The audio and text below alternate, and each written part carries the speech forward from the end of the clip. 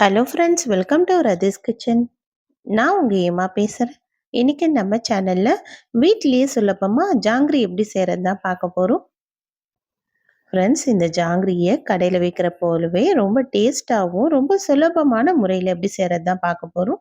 இந்த ரெசிபி எப்படி செய்யலாம் நம்ம வீடியோக்குள்ளே போய் பார்க்குறதுக்கு முன்னாடி நம்ம சேனலை இப்போ தான் முதன்முறையாக பார்க்குறீங்கன்னா சப்ஸ்கிரைப் பண்ணிவிட்டு கூட பெல் ஐக்கனை கிளிக் பண்ணிவிட்டு பாருங்கள் ஃப்ரெண்ட்ஸ்.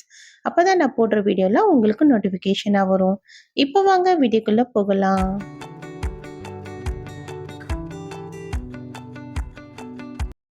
ஃப்ரெண்ட்ஸ், இந்த ஜாங்கிரி செய்கிறதுக்காக இப்போ நான் 1 கப் அளவுக்கு உளுத்தம்பருப்பு 1 மணி நேரத்துக்கு முன்னாடி ஊற வச்சுருக்கேன். இந்த ஊற வச்ச உளுத்தம்பருப்பு தண்ணியை வடித்து எடுத்துக்கலாம்.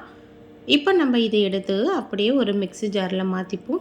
நார்மலாக வடைக்கெல்லாம் மாவு அரைப்போம்ல, தண்ணி ரொம்ப அதிகமாக சேர்க்காம அதுபோல் கொஞ்சமாக தண்ணி சேர்த்துட்டு நம்ம மாவு அரைச்சி எடுத்துக்கலாம். இப்போ நம்ம அரைச்சி எடுக்கிற மாவோட பதம் இந்த அளவு இருக்கணும். இப்போ நம்ம இந்த மாவை எடுத்து ஒரு மிக்சிங் பவுலில் எடுத்து மாற்றிக்கலாம். மாவு நல்லா அரைப்பட்டு நல்லா க்ரீமாக வந்திருக்குல்ல, இந்த அளவுக்கு இருந்தால் தான் நம்ம ஜாங்கிரி பிழியறதுக்கு ரொம்ப ஈஸியாக இருக்கும். இப்போ நம்ம எல்லா பருப்பையும் இது போல் நம்ம கொஞ்சம் கொஞ்சமாக சேர்த்து அரைச்சி எடுத்துக்கலாம். இப்போ நம்ம அரைச்சி வச்ச இந்த மாவில் நம்ம அரிசி மாவு 2 டேபிள் ஸ்பூன் அளவுக்கு சேர்த்துக்கலாம். சேர்த்துட்டு இது கூடவே ஒரு 1/4 ஸ்பூன் அளவுக்கு உப்பு சேர்த்துக்கலாம். இது கூடவே கேசரி பவுடர் கொஞ்சமாக ஆரஞ்சு கலர் சேர்த்துக்கலாம். உங்களுக்கு ஜாங்கிரி எந்த கலரில் தேவையோ, எல்லோ இல்லைன்னா ஆரஞ்சு, உங்களுக்கு எந்த கலர் தேவையோ அந்த ஃபுட் கலர் சேர்த்துக்குங்க. சேர்த்துட்டு இதை நல்லா மிக்ஸ் பண்ணி விட்டுடலாம். நம்ம சேர்த்துருக்க உப்பு, அரிசி மாவு, கேசரி பவுடர் இது எல்லாமே நல்லா கலந்து வரணும். அந்த அளவுக்கு நல்லா மிக்ஸ் பண்ணி விட்டுடலாம்.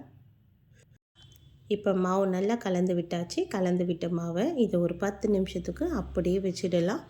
இதனால் ஒரு 10 நிமிஷம் அப்படியே இருக்கட்டும். அதுக்குள்ளே சுகர் சிரப் ரெடி பண்ணிக்கலாம் ஜாங்கிரி செய்கிறதுக்காக. இப்போ ஸ்டவ்வில் ஒரு அகலமான பாத்திரம் வச்சுருக்கேன், அடிகனமான பாத்திரமும் கூட. இதில் 1/2 கப் அளவுக்கு சர்க்கரை சேர்த்துக்கிறேன். ஜாங்கிரி செய்கிற சுகர் சிரப்புக்காக நம்ம 1/2 கப் அளவு சர்க்கரை சேர்த்தோன்னா நம்ம கரெக்டான இனிப்பு இருக்கும். இப்போ இது கூடவே 2 கப் அளவுக்கு தண்ணியும் சேர்த்துக்கலாம். தண்ணி நம்ம 1/2 கப் அளவுக்கு சர்க்கரைக்கு 2 கப் அளவுக்கு தண்ணி சேர்த்தோன்னா நமக்கு இந்த சுகர் சிரப் கரெக்டான அளவு பதத்துக்கு நமக்கு ரெடி ஆகும். சர்க்கரை நல்லா கரைஞ்சி நமக்கு இந்த சுகர் சிரப் பிசுபிசுப்பு தன்மை வந்தால் போதும். ரொம்ப அதிகமான நேரம் கொதிக்க வைக்கணும்னு அவசியம் கிடையாது. இது கூடவே வாசனைக்காக 2 ஏலக்காய் சேர்த்துக்கலாம். இது கலர் பவுடர், நான் ஆப்ஷனல் தான் நான் சேர்த்துருக்கிறது. நீங்கள் கேசரி பவுடர் வேணும்னா சேர்த்துக்குங்க, வேணானாலும் ஸ்கிப் பண்ணிங்க. ஏன்னா நம்ம ஜாங்கிரி மாவுலேயே நம்ம சேர்த்ததுனால இது ஆப்ஷனல் தான், தேவைப்பட்டால் மட்டும் சேர்த்துக்குங்க. சேர்த்துட்டு இப்போ இதை நல்லா கலந்து விட்டுடலாம். இதை நல்லா ஒரு 5 நிமிஷத்துக்கு கொதித்து வந்தால் போதும். மொத்தத்தில் நமக்கு இது பிசுபிசுப்பு தன்மை வந்துடும். பாகுப்பதம்லாம் எதுவும் நமக்கு தேவை கிடையாது.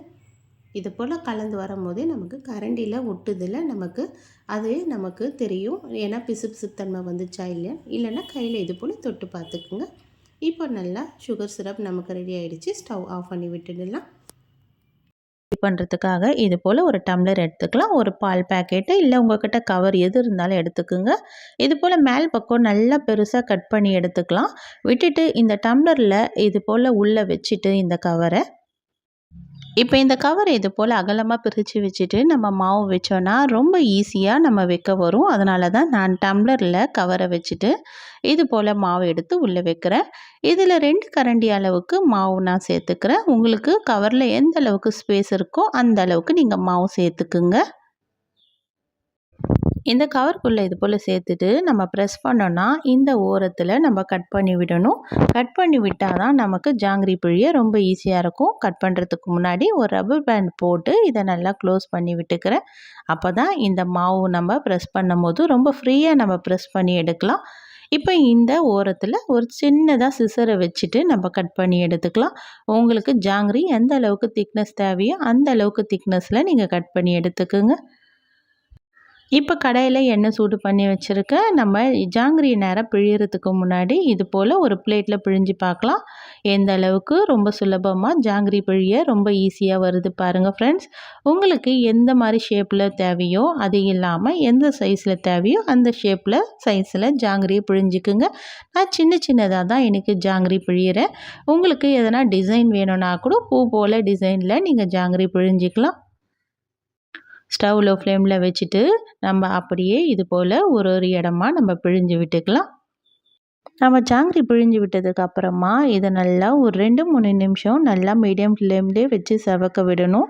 இது நல்லா கொஞ்சம் லைட்டாக கலர் மாதிரி வரும். நமக்கு இந்த நுர பதம்லாம் நமக்கு அடங்கி நமக்கு இந்த ஜாங்கிரி நல்லா வெந்து வந்தோடனே நமக்கு எண்ணெய் இந்த நுர பதம்லாம் அடங்கிடும். இப்போ இந்த அளவுக்கு நமக்கு செவந்து வந்துடுச்சு. இப்போ இந்த ஜாங்கிரியை எண்ணெயை வடிச்சிட்டு அப்படியே எடுத்து ஒரு பிளேட்டில் மாற்றிக்கலாம். இது போல் மீதமுள்ள மாவையுமே நம்ம ஜாங்கிரி பொரித்து எடுத்துக்கலாம். அவ்வளோதான். இப்போ எல்லா ஜாங்கிரியுமே இது போல் பொரித்து எடுத்தாச்சு. இப்போ நம்ம பொரித்து எடுத்த ஜாங்கிரி எடுத்து நம்ம ஏற்கனவே ரெடி பண்ணி வச்சுருந்தோம்ல சர்க்கரை பாகு, அதில் எடுத்து சேர்த்துக்கலாம். சர்க்கரை பாகு கொஞ்சம் வெதப்பான சூடில் இருக்கணும். அந்த அளவுக்கு சூடு இருக்கும்போதே சேர்த்தா தான் நமக்கு ஜாங்கிரி நல்லா ஊறி வரும். இதை நல்லா கலந்து விட்டுட்டு ஒரு 5 நிமிஷம் கழித்து எடுத்து சர்வ் பண்ணலாம். அவ்வளோதான், டேஸ்டியான ஜாங்கிரி நமக்கு ரெடி ஆகிடுச்சு. எவ்வளோ சுலபமான ரெசிபி பாருங்கள் ஃப்ரெண்ட்ஸ். வீட்லேயே சுலபமாக செய்யக்கூடிய இந்த ஜாங்கிரி நீங்களும் கண்டிப்பாக ட்ரை பண்ணி பாருங்கள். ரொம்ப டேஸ்டியாக இருக்கும். ரொம்ப சுலபமாகவும் செஞ்சிடலாம். ட்ரை பண்ணி பார்த்துட்டு எப்படி இருக்குன்னு எனக்கு மறக்காமல் கமெண்ட் பண்ணுங்கள். இந்த வீடியோ பிடிச்சிருந்தால் லைக் பண்ணுங்கள். உங்கள் ஃப்ரெண்ட்ஸோடையும் ஷேர் பண்ணுங்கள். தேங்க்யூ.